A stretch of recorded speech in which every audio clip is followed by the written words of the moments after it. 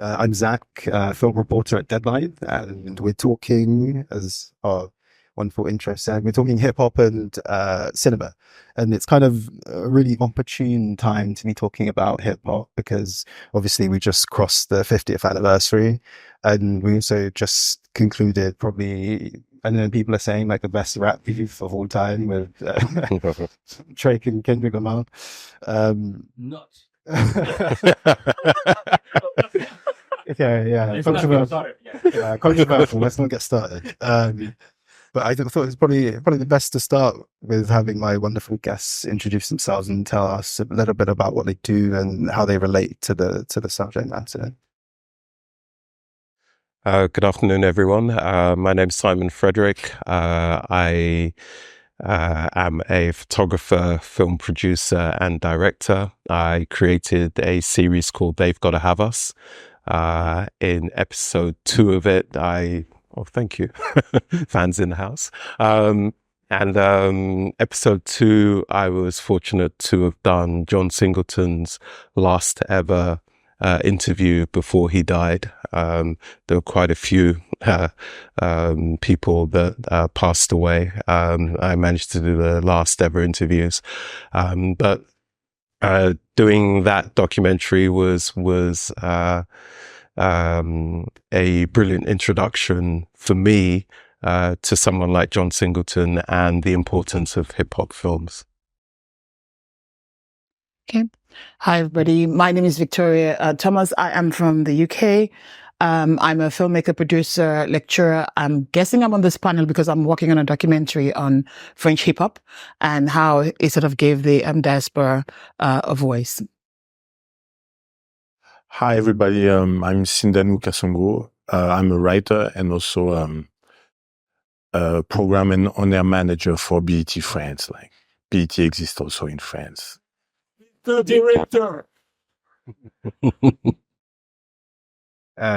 So our panel title has two great, one classic and one really great contemporary film, Do the Right Thing and 2001. And there's so many titles that we could put into this sort of lineage of hip hop and cinema, many of which are explored through your, I'd say, seminal documentary, They Gotta Have Us, which I think it came out in 2018. That's right. If anybody hasn't seen it, it's a great documentary series that explores sort of the African diaspora, its arts, and its relationship to Hollywood. And the sort of was many things that are really impressive about it. One, that how comprehensive it is. To the access that you got. You know, you're speaking to people like Harry Belafonte, of course, and John Singleton. But the one really interesting thing I think about now when I see that series is that at the time we'd of course had Moonlight winning Best Picture. We'd had Steve with 12 Years a Slave. We had Ava DuVernay making films, but there hadn't really been a context for linking African art forms and the African diaspora, hip hop, with cinema. It kind of had never been done before. So you working on that documentary, you're kind of working in a silo on your own. That is not really, there wasn't really a form for it. So I wondered, how did you put it together? And, you know, why did you want to do it? Where did the idea come from? So the idea came out of frustration. I was fed up. I was fed up with the fact that film is an art form, and any art form, you know, as human beings, art is the highest form of intellect that we have. But I was always told that white art was universally appealing to everyone, and black art was only appealing to certain black people, not all black people. And I just thought that was nonsense. And I knew a lot of people who are not black that loved Boys in the Hood. They grew up on that film. They loved the film. You know, John Singleton still holds the record as the youngest nominee for Best Director for a film at the age of, I believe it's 21. Yeah. So it was frustration. I wanted to create a documentary that would allow Black filmmakers in front and behind the camera to actually just tell us their stories. So that's how it started. Awesome.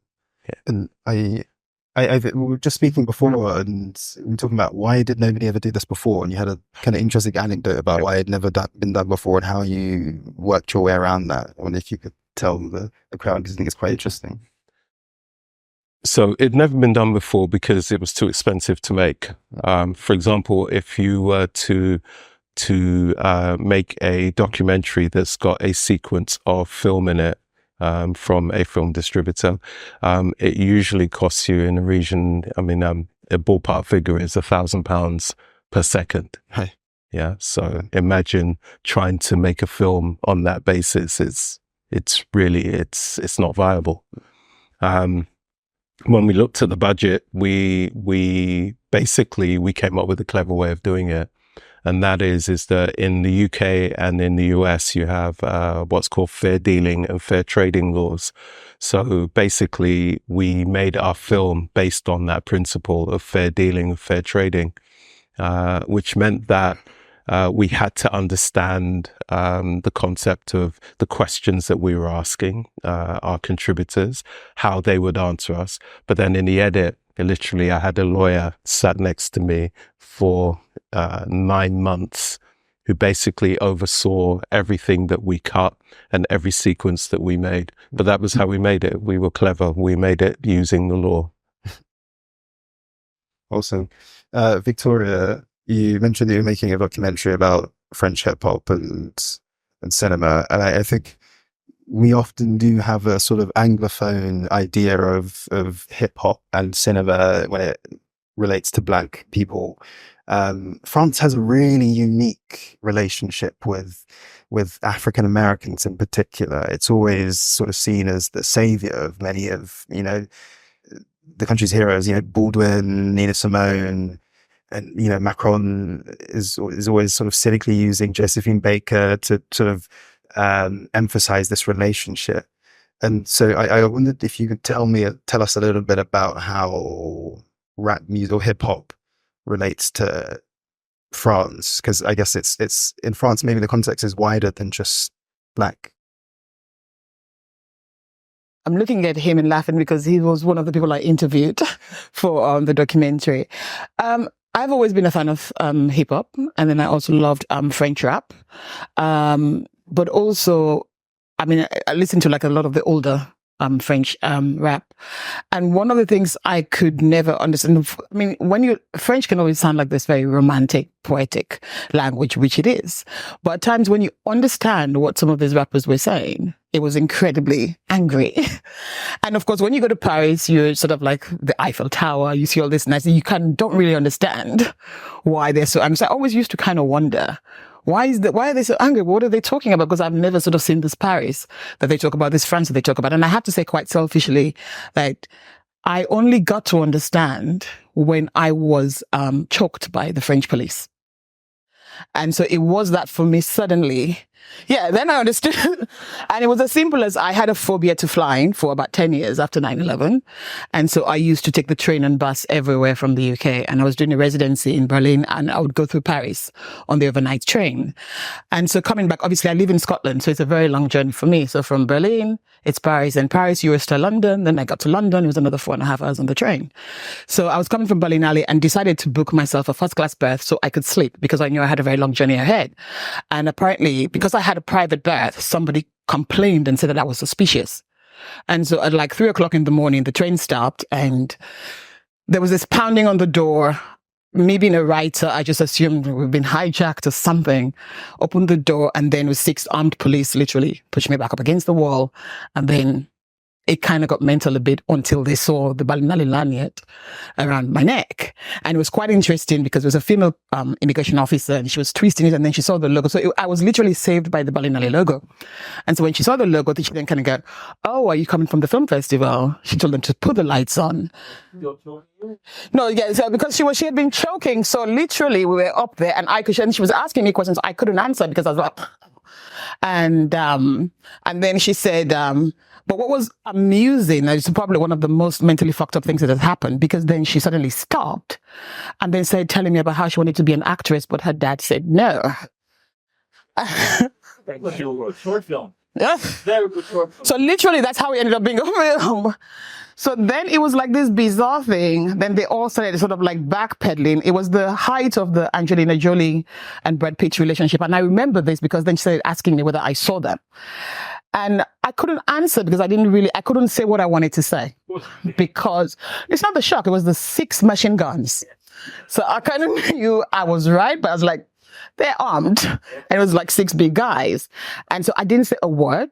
And they just kept on backtracking. Eventually they left, locked the door, and then I could hear them explaining that I was not a criminal, I wasn't up to anything, I was coming from a film festival. So in that moment, I understood why the...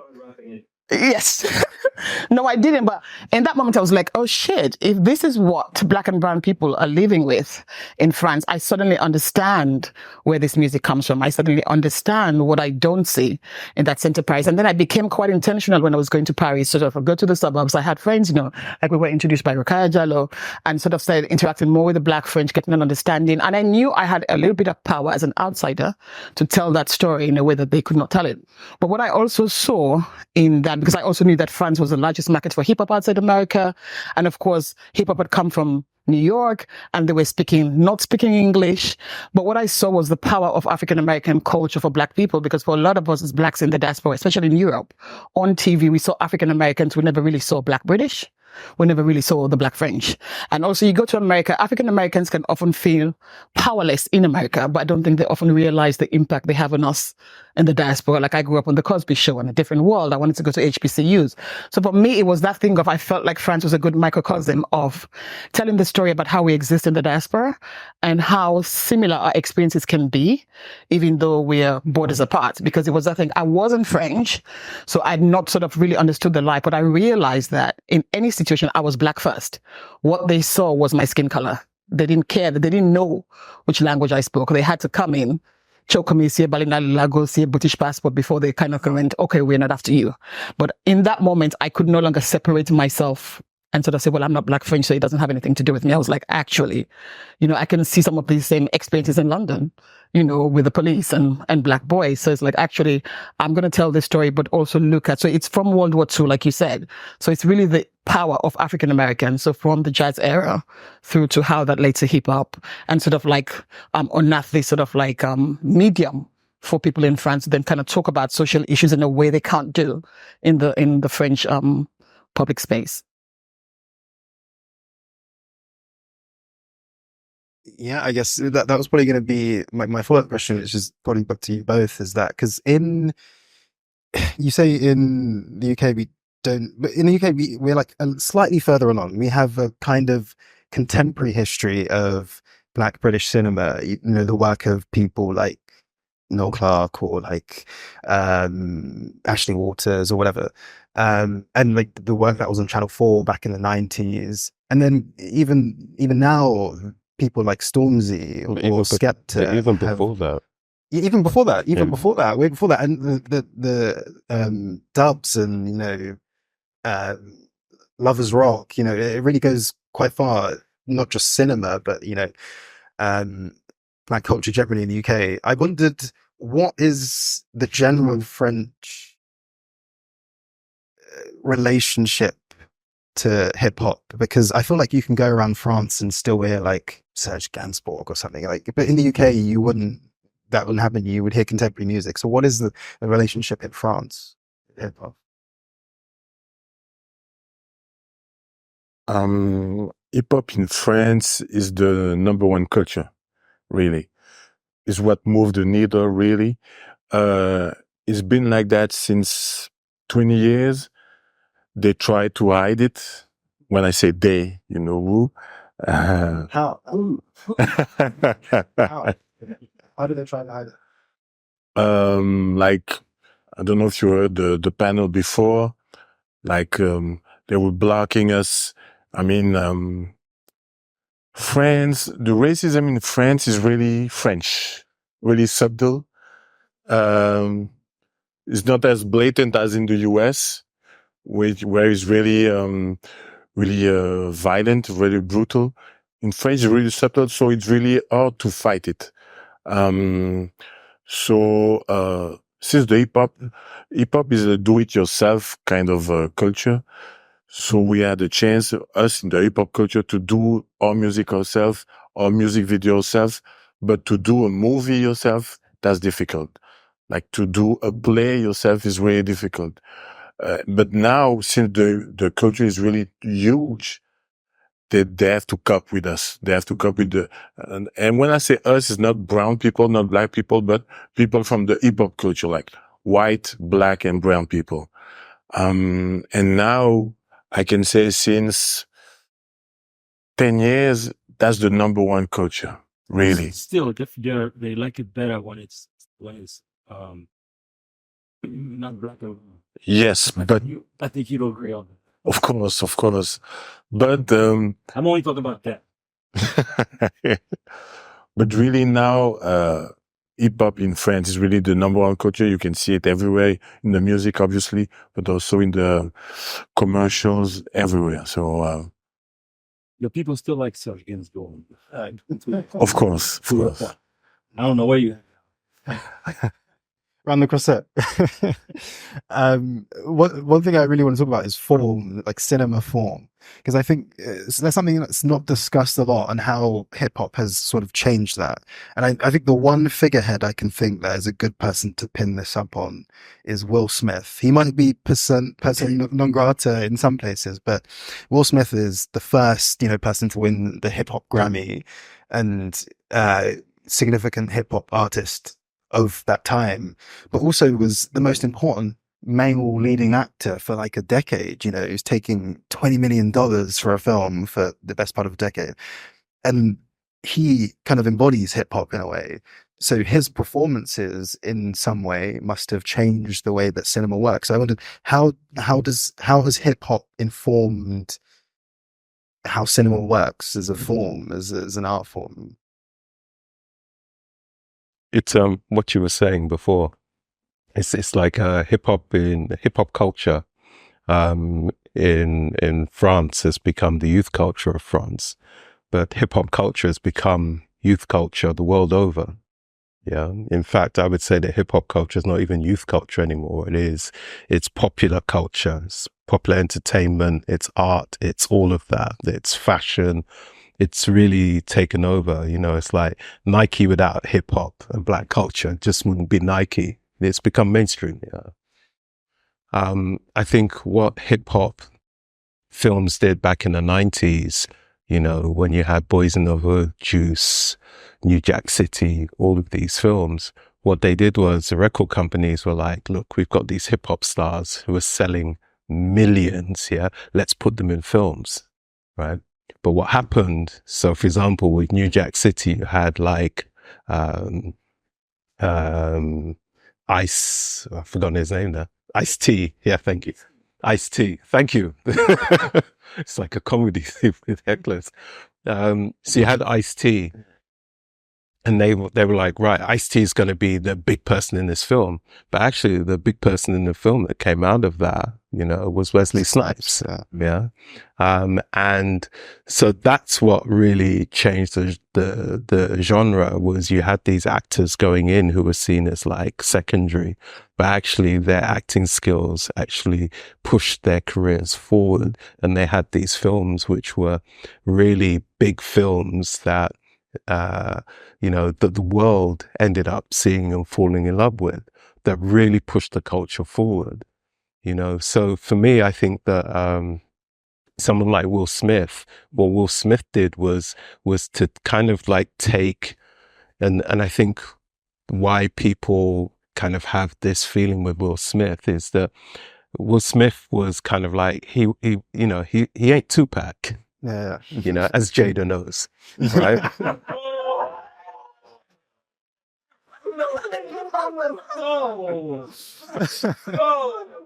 Okay.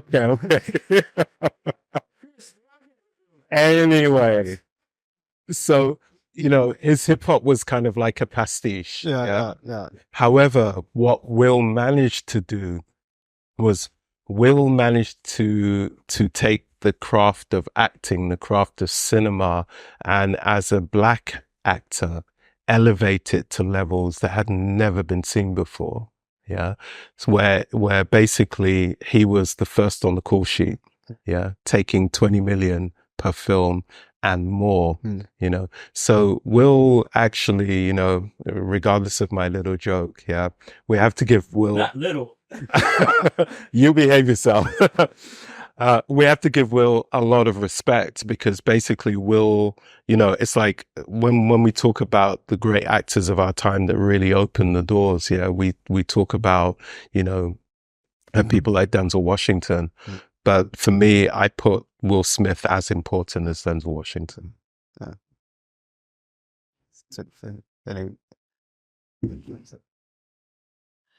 I think hip hop gave people a voice. I think hip hop made people feel seen. And I think there's one thing that hip hop is good for, and rap especially, is individuality. That's why there's so many styles, even within the form and the way people express themselves, the way they dress. So I think we saw that a lot. And it also made people feel like their stories could be heard. You know, you go to some parts of Sweden, like people are rapping, like that's what they listen to, because regardless of color, they can identify with stories and identify the lifestyle. I think that's important. And it's also very interesting how we always refer to hip hop as youth culture, because of course it was started off by youth. What we've never seen is hip hop grow old, right? And now we're seeing all these cool grandpas and cool uncles, because we grew up with them in school. But I think, you know, we've grown up with hip hop, and hip hop is now no longer really youth, because you see 60-year-olds. I mean, you see some of these older MCs, you know, still, you know, Dr. Dre is still going around the baseball hat and the trainers and everything, and Slick Rick and stuff. So I think, you know, it's a culture that we've all grown up with. And I think in the next, you know, 50 years, hip hop is not necessarily going to be a youth culture. It's going to be everybody's culture, because all ages have grown up with hip hop. And I wanted to add that Will Smith represents really the hip hop culture, the do-it-yourself attitude. Like, he never took acting classes. Now he's an executive. He produced film. He never took, obviously, business classes. He's now a big producer. Same thing for Ice Cube. Same thing for Method Man. There's now a good actor. So 50 Cent, exactly. Bad actor, but great businessman. So. Yeah.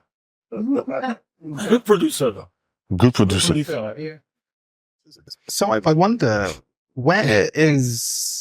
how can what we're saying now be replicated in France? Because I think about like, I mean, in like, how would you say it's already here? I'm talking like, you know, creating, is there a French Will Smith? There's that MRC? Yeah. But who's the next MRC? Like, how does it move forward? What is the like, because if I'm talking broadly, so the most popular French sort of like subversive film is La Haine, right? That's the film that everybody talks about. And it's definitely steeped in hip hop influence. But there isn't another one that everybody kind of talks about. But, you know, in the US, maybe people, the comparison is always Do the Right Thing, right? And then there's many things after Do the Right Thing. And I wonder what's the push after that? What's the next thing, you know?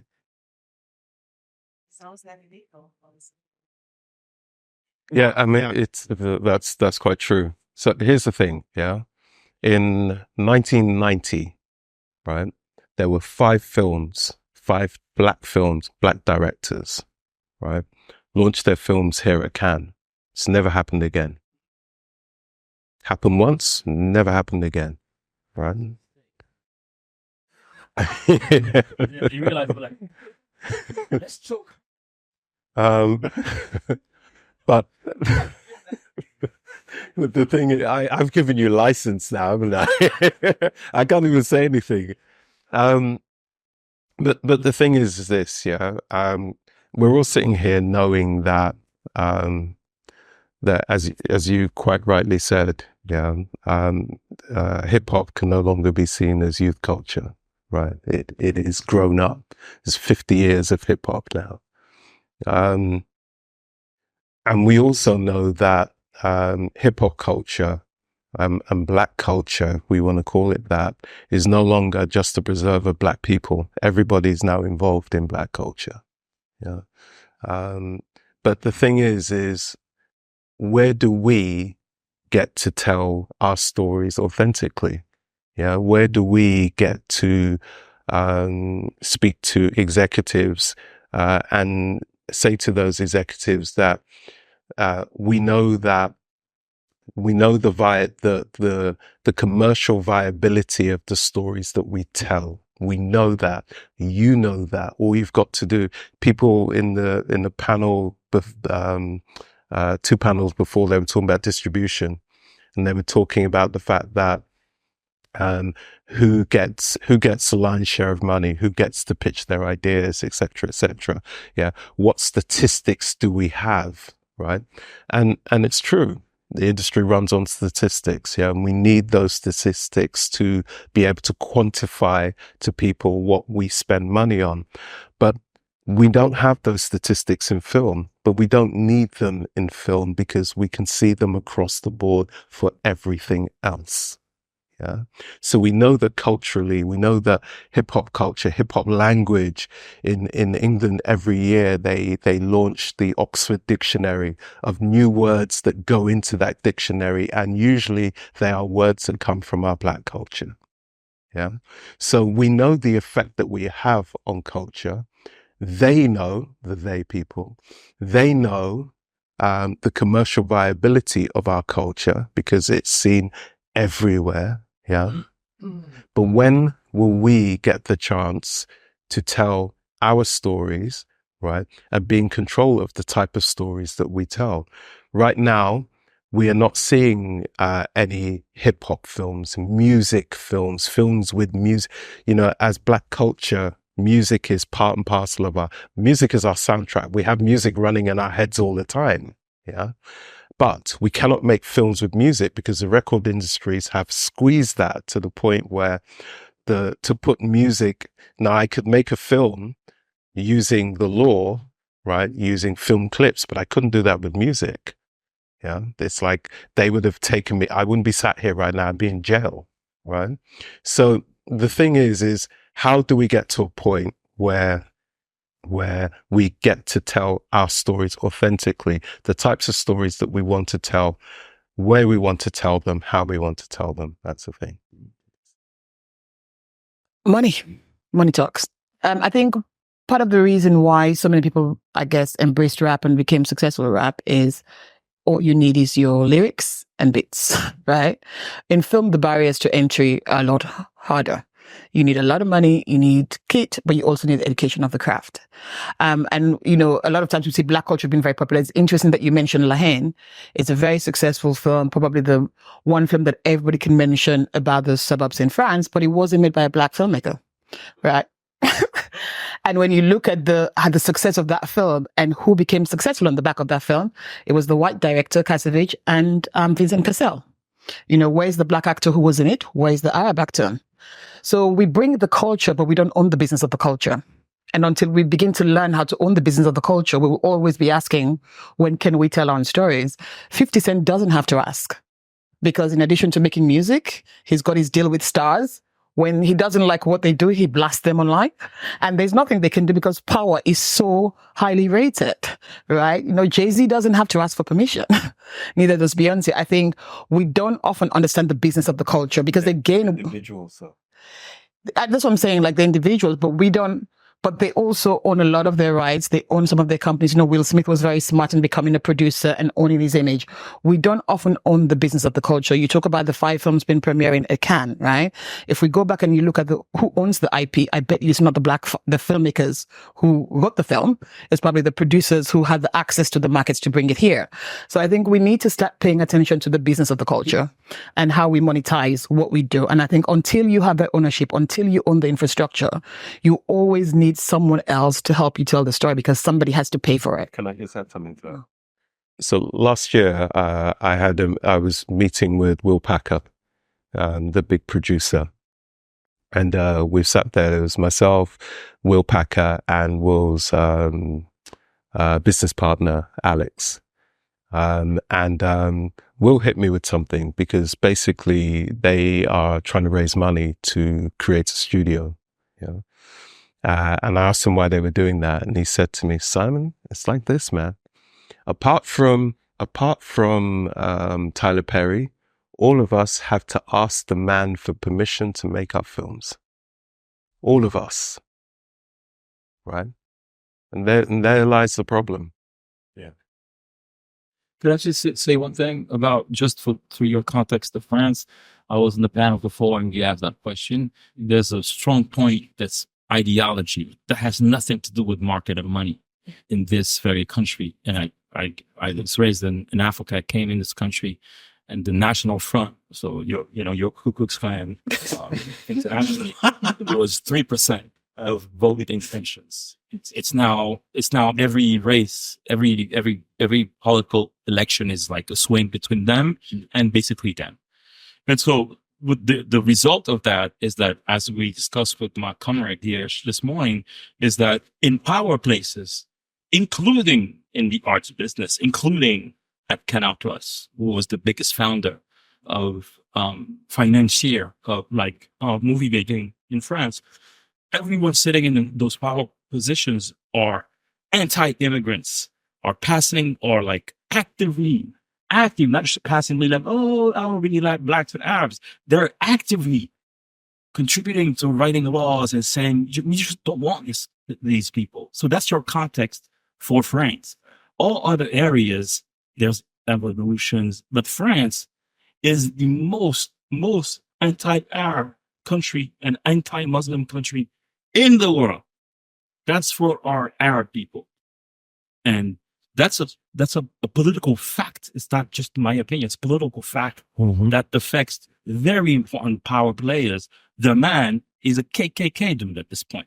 You know what I mean? So of course, I'm raising the pitch to make that point, but that's the reality we live. And then the reality is that what music is their children listening to? Bro, rap, bro. Just That's like it. the sound in the States. No, and that's why I make that point, because what you're talking about in France is the Western. Sorry. Authority. Yeah, what you're talking about in France is not just France; it's the Western world, right? At least in the US, they still respect the money. They still respect the business. Rather in France, they don't respect it. They were like a famous rap group in France called Arsenic. Two brothers, always like dressed from head to toe in Lacoste in the 90s. And Lacoste, they decided back then to say, no, we don't want to work with you. And they were very popular. They sold like platinum album and they were like, no. And just now, like 2 years ago or last year, they finally decided to make a deal with the band, but they were already old. It was already too late. I made that deal. Wow. Okay. Great. Also, I did. But in a country like in the US, I clearly know that Roy Florent is not really a fan of hip hop music. But in this documentary, there were people like, what's his name? 2 Chainz. That's too. Yeah, many rappers who were really head to toe. Exactly. That's the difference. But I think also there's something about Europe and its minority populations in general, because the irony of that is France and Germany are probably some of the biggest funders of African cinema. Right? Most Africans who want to make their films, that's where you go. They love world cinema. But I don't think that Europe has come to terms with the fact that it has a lot of black and brown people who are also Europeans. And so I was doing a panel at CPH Docs just in March, and the panel was called Black Stories, White Money, and it was about us people going around trying to raise money for their stories. Every single time the European funder spoke, she spoke about African filmmakers. And every single time she said that I was moderating, I sort of said, what about the minorities in Europe? And she just had this blank look, because it's just something that they don't consider. So when they think about telling minority stories, like, well, now let's do a lab in Burkina. I just came from the CNC in Abidjan, and I won a grant from the CNC for my series, but I had to go to Abidjan. I couldn't get that in Europe. as a Black European. So one of the things I'm doing is doing a database. We're currently mapping all the Black-owned production companies in Europe and their access to funding, because I think until Europe contends with the fact that there's a massive European population that is not white, and people in the diaspora have a very different lens on life than people in Africa or the Caribbean or North Africa or the Middle East, I think we're going to have that problem. And I think they're not going to do it. I think we have to do it. We have to be more vocal about the fact that we exist and our stories are just as European as theirs. And we also need the funding that comes from our taxes that they give everybody else for us to tell those stories. That's a really good point. There was a documentary on the BBC that was done by a BBC correspondent, and they put it on YouTube because they couldn't get it. They couldn't get it any distribution for it. And there's one of the episodes. This thing's got 24 episodes, 1 hour long. And one of the episodes, the correspondent was interviewing this older Kenyan gentleman. And he turned around and he said it infuriates him that the stories of the world are told through one lens, yeah, and that doesn't make sense to him, yeah, and that really stuck in my mind because it doesn't make sense to me, and that's why I only tell Black stories, yeah. But I really do think that one of the things for me is that we can sit around all the time talking about what isn't happening, yeah, and we understand the point that the point that you made, the political point, which is a really good point, that a lot of the people that we have to go to sell our ideas to get grants, to do all of these things, yeah, they're white, right? And a lot of them are culturally uneducated. Yeah. And that's a fact, right? And if you don't realize that when you walk into the room, that's always going to be a problem in terms of how you get or how you sell your project. Yeah.